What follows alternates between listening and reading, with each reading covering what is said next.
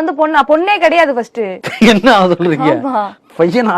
உருவத்தாலதான் பொண்ணா இருக்கேன். மனசளவுல உங்களுக்கு என்ன இருக்கோ அதை நான் அப்படியே பண்ணுவேன். தெளிவா சொல்லுங்க. ஒரு பொண்ணாலாம் வாழ விடுறீங்களா அந்த சமூகத்துல? வாழ விடுறீங்களா ஃபர்ஸ்ட் பொண்ணுங்களை?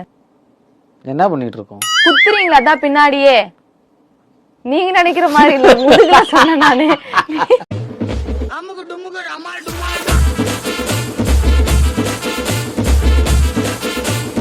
ஹாய் ஃப்ரெண்ட்ஸ், இது உங்கள் SMT 360. நம்ம சேனலோட நோக்கம் மக்களை சிரிக்க வைக்கிறது மட்டுமே. நம்ம வீடியோஸ் பிடிச்சிருந்தா லைக் பண்ணுங்கள், கமெண்ட் பண்ணுங்கள், ஷேர் பண்ணுங்கள். மறக்காமல் நம்ம சேனலை சப்ஸ்கிரைப் பண்ணுங்கள். இப்போ வாங்க நம்ம வீடியோக்குள்ளே போகலாம். விளையாடுறதுல தான் அக்கா எக்ஸ்பர்ட்டே. எந்த விளையாட்டு? அதுதான் சொப்பன சுந்தரி நான் தானே, நான் சொப்பன லோகத்தின் தேன் தானே. ஆமாமா, இந்த பீச்ல துப்பாக்கி பழைய துப்பாக்கியா இருக்குமா?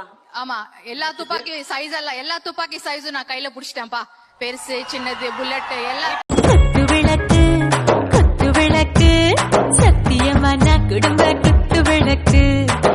உனக்குதான் ரொம்ப அரிப்பு எடுத்து போயிருக்கு. நீதான் அவர் குடுக்குற பாம்பு வாங்கி.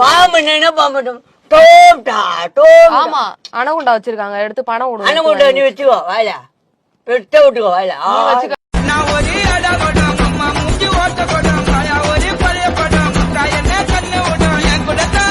வரும்னா கண்ணாடி போட்டோனே மியா கலிஃபா. அந்த பொண்ணோட மூஞ்சி கிடக்கு. அந்த பொண்ணு மூஞ்சி நான் பார்த்ததே கிடையாது.